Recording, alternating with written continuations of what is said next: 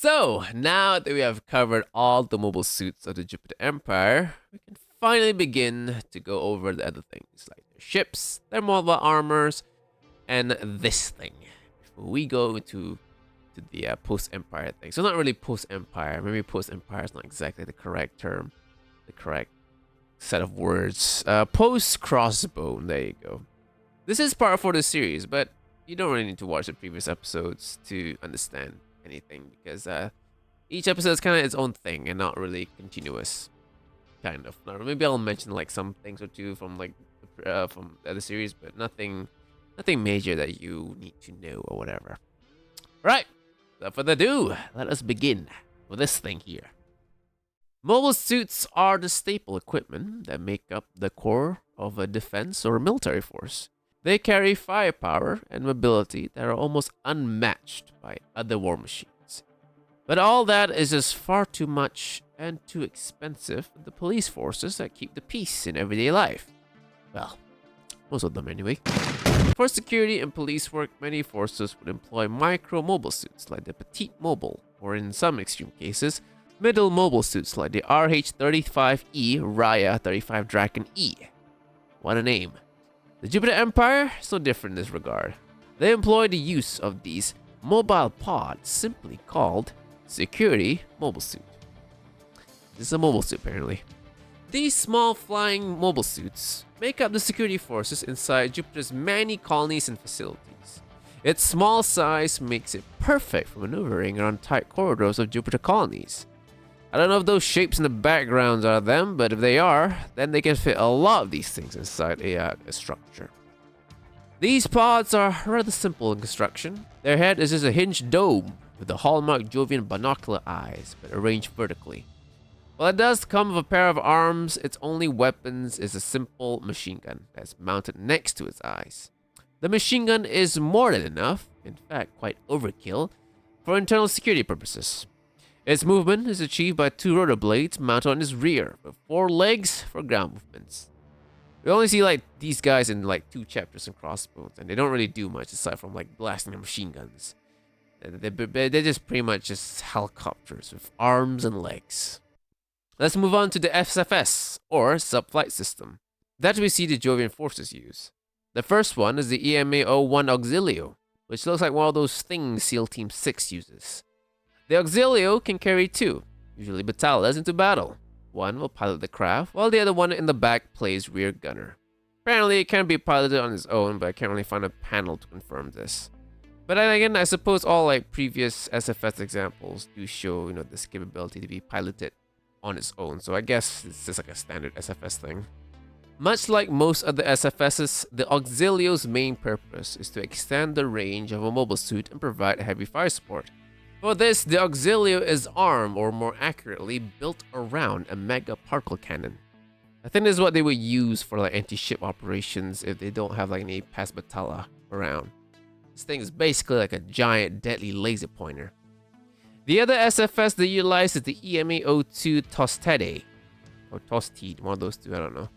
The designated carrier SFS, even though it can only carry 1 extra guy, but I guess 1 extra guy is still 1 extra guy.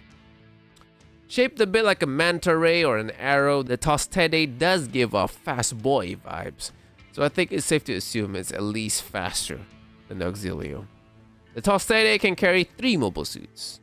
Well, to be more exact, it can carry 1, while the other 2 will have to hold on for dear life on the rear handles toward its aft. The one guy who stands on it mans an anti-air cannon. It does look like it carries other weapons, like the yellow bit there at the front. It has like a similar shape to a mobile armor, where there's like a mega particle cannon there. But that's just my speculation. It can also just be like where the cockpit is for like solo flight, I guess. Now this isn't anything big, but I'd just like to point out that even Jovian missiles have the binocular eyes thing, which I thought was kind of funny. So those were the 2 SFSs that the Jupiter Empire uses. So let's move on to the mobile armor, starting with the EMA-03 Cangrejo. What? EMA? Wasn't that the SFS's designation codes? Seems to be so. Good eye. But yes, it looks like the SFS and the mobile armors like they share the same designation codes. This is probably one of those things that will never be explained. So we're just gonna have to come up with our own explanation. My theory is that to Jupiter, EMA is used for anything that's obviously not a mobile suit. Something not humanoid or is like big. Anyway, back to the Cangrejo. This is the Jupiter Empire's premier mobile armor. It makes up the majority of Jupiter's mobile armor forces, as many can be seen during the invasion of Earth. Its design draws heavily on Xeon's old MA-05 Bigro. The two giant claws are the most obvious parts, as well as the mega particle cannon housed inside its main body. Like this was the cannon I was talking about back in referring to the front of the Tostede. They look similar. I mean, you look at it, you look from side to side, they look the same. Like the only thing that's different is the color. The Copex sits on the right side of the torso, and multiple anti-air weapons are placed throughout the top and bottom of its hull to provide full coverage from enemy attacks. Now, if you look closely, there are like thrusters on like the claws. Like this might be for like a rocket punch or something, or maybe it's for like turning. I'm not entirely sure, but maybe it can be both, right? Maybe it can help like turning quick, and also be used for like, just enhance the strength of a punch or something along those lines.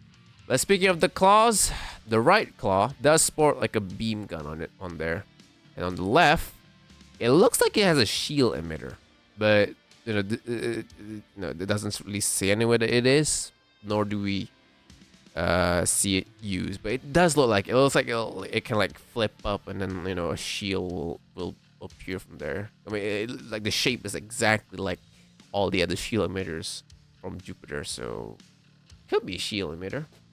Might be, probably not. Who knows? I'd like to think it is. Anyway, up next is the EMA-04 Elefante. Guess what Elefante means? Well, whatever you said, it's correct. This is most likely Jupiter's first proper venture to like new type weapons. I mean, it was at least the first one we saw in the manga. If you squint your eyes, it kind of looks like the Bra bow. It does actually function rather similarly. Where the Bra bow had 4 wired mega particle cannons, the Elefante has 1 inside a flexible trunk at the front, allowing it to shoot at any direction. The trunk being flexible did not mean it was weak though, as it is shown to be able to wrap around a mobile suit and crush it. If that wasn't enough, then 5 turrets, which are also new type bits, provide even more firepower. And if somehow you still manage to avoid all that and get a shot in, well, guess what? The Elefante has an eye field. This one was almost enough to completely wipe the crossbow vanguard off the face of existence. But unfortunately, that specific Elefante faced 1 protected by plot armor. Up next, we skip 5 and go straight to 6 because apparently 5 doesn't exist. The EMA-06 Elagorella. This might be the first use of a bio-brain cockpit, or at least one in a combat situation, as the one we see in the manga is piloted by one. It is also seemingly the first transformable mobile armor in the Jupiter arsenal. Much like the previous 2 MAs, this one resembles an old Xeon mobile armor, specifically the Big Zam, though it's not as big or as Zam. What? That and this one has arms and whatever these things are supposed to be. I mean, they look like legs, but just look at them. I don't think they can bend. So I don't know if you can walk on them. Maybe they're just like landing gears or something. Or fuel. Fuel? Why would you put fuel there? It's kind of dangerous to put fuel there. Who knows what they are? Maybe they're just literally just landing weights and nothing more. But anyway, instead of multiple mega particle guns encircling the torso and a large mega particle cannon sitting in its center, the Elagorella has a beam cannon in a flexible tail similar to the trunk from the Elefante, and 3 mega particle cannons housed inside its left shoulder, which can also function as an extra arm. It's unknown whether the right shoulder can do the same thing or not. When it comes to close combat, the Elagorella can be given a large heat glaive by an escorting unit. But I also feel like this glaive can also be a gun. I mean, just look at that. That's literally a pistol grip, and that looks like a trigger. And the bottom part of the shaft could easily be a barrel. What else is that pistol grip for? Like it looks inverted as well. I don't know if you will hold that when you want to swing your glaive, because I feel that limits your biomechanics or whatever the word is. This has to be a gun. This has to be able to function as a gun. Look at it. Anyway, in cruising mode, the arms would simply fold into the torso and its lower half would rotate 90 degrees to the left, effectively turning its left side the front. Doesn't seem to have anything unique in this mode though, like in terms of weapons and abilities. But it doesn't seem to have anything unique in this mode. Probably just increasing speed and whatnot. But other than that, it's basically the same thing. But of course, the most important part of this mobile armor is that it's got a dick. The EMA-07 Nautilus is a mobile armor based on the JMW-07 monoarm, a worker pod. The worker pod version was originally made for construction purposes. A co-pilot would control a large arm and a set of cables would hold together large pieces of colony structures, for example, while the main pilot maneuvers the pod and attaches the pieces using a welder at the front end. There was also a cargo compartment located in its rear, or, well, cargo. Damien Karras, a Jovian agent, requisitioned one for himself and modified it by replacing the welder with a proper beam cannon and the cable of hyper-vibrating cables capable of slicing through Gundarium alloy like butter. Horrible way to go, if you ask me. This custom would be used as the basis for the militarized model, the EMA-07 Nautilus, which remains largely the same, minus the co-pilot seat, and maybe as well the cargo container as well. It was then brought into mass production of the Nautilus Kai, which replaced the vibrating cables with something a lot easier to use, a beam claw, because those cables, they're kind of hard to use. And then we skip 2 more numbers and go straight to the 10 for the final Jovian mobile armor, in the crossbow manga at least. They still have more, but we'll do that later. The EMA-10 Divinidad is 100% up there amongst the biggest mobile armor in the UC timeline.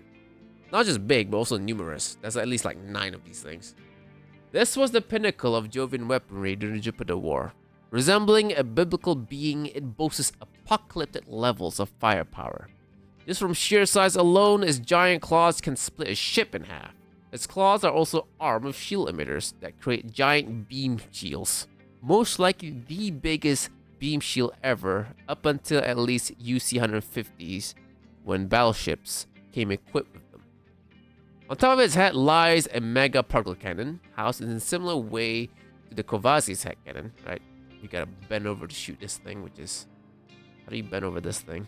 While a smaller beam cannon is housed within its left eye. The wings on its back complete its biblical appearance, but also serve a purpose. Inside them are an insurmountable number of feather funnels that will ram themselves into their target. But the thing that makes this mobile armor so dangerous is the 16 nuclear missiles stored inside its chest. Jupiter's goal was to envelop Earth with nuclear fire, and this was how they intended to achieve that goal, along with Jupiter's 9, but we'll get to that in a bit. But let's say you managed to stop the missiles. Yay! You won!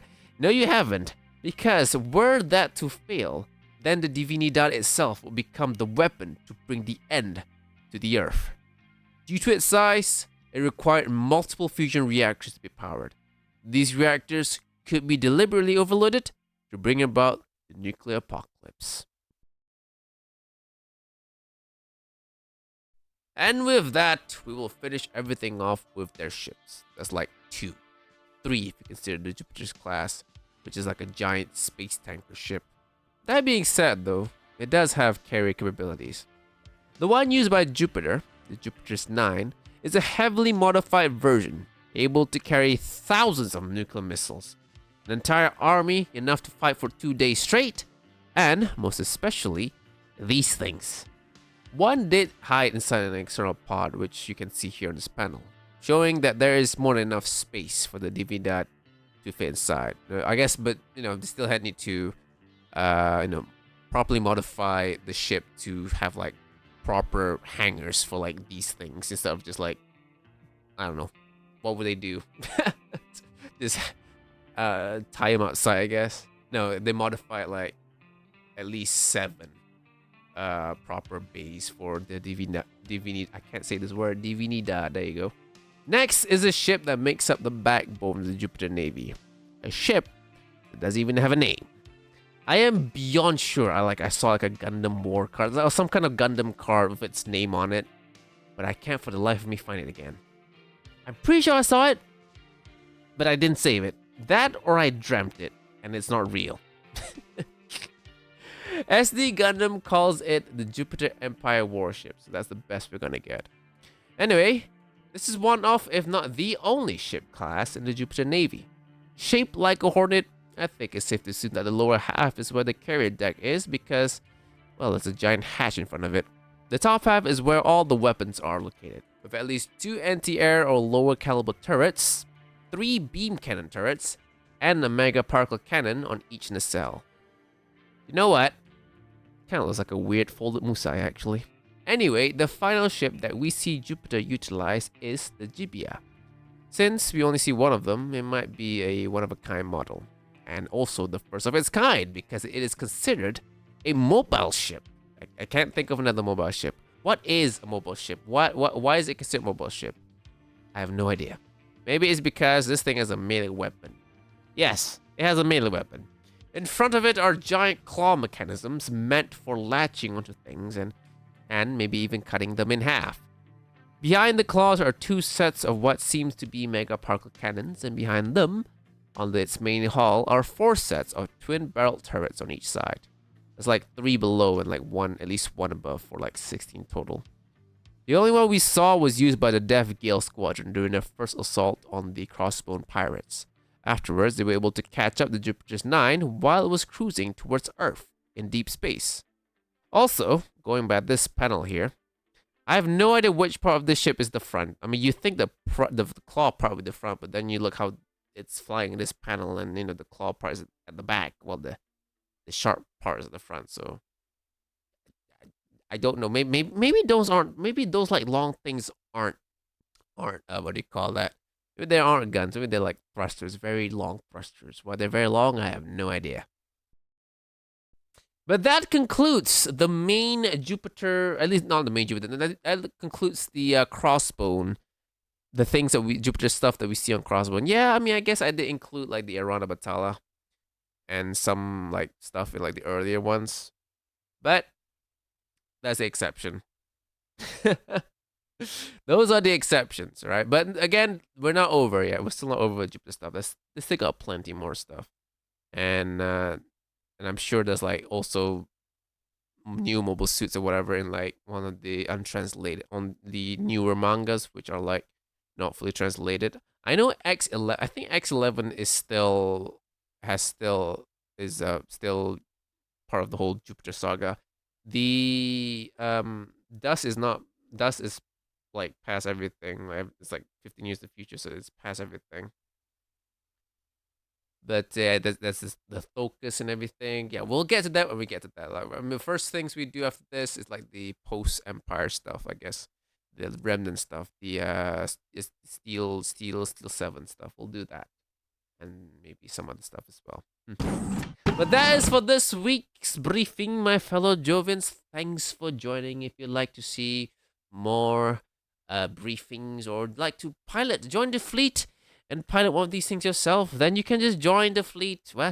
Join the fleet by subscribing. Click the subscribe button, and you'll become a pilot of the Jupiter Empire. We're not the Empire. Why am I keep calling? We're not the Empire. We're the fleet. We're a different entity. We are a different entity, right? But we are related. Subscribe to join the Jupiter fleet and become a pilot, and you may, why did I say that 3 times? Pilot one of these things. Or, if you're unwilling to join the military, which is understandable, then you could just click the like button or leave a comment. That will help the algorithm to attract more braver people than you, pussy, to become the pilots that we need. I have a personal graveyard, as I like to call it, my Discord channel. Yes, that's where you can come to me. What? No, don't come on me.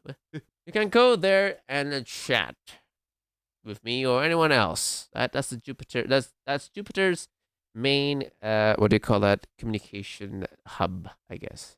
Mainly post memes there, but you can do whatever you want. Well, not whatever you want. There are some rules. No, not safe for work stuff and all stuff like and things like that. Keep it Christian. I stream my my piloting training sessions basically 5 times a week, right? By the time of this recording, I got like one level left of like not SD Gundam, what's it called? Super Robot Wars. So that's a long game, huh? Trains my strategic thinking, and I think I'm getting better. I am not. Glory to the Jupiter colony, glory to my fellow pilots and the fleet that we fly for. Take care, keep up the good fight, fuck those Earth-noids, but remember, as you do, kill them. Total Earth death, as I always say. Take care, don't get injured, and most importantly, do not die.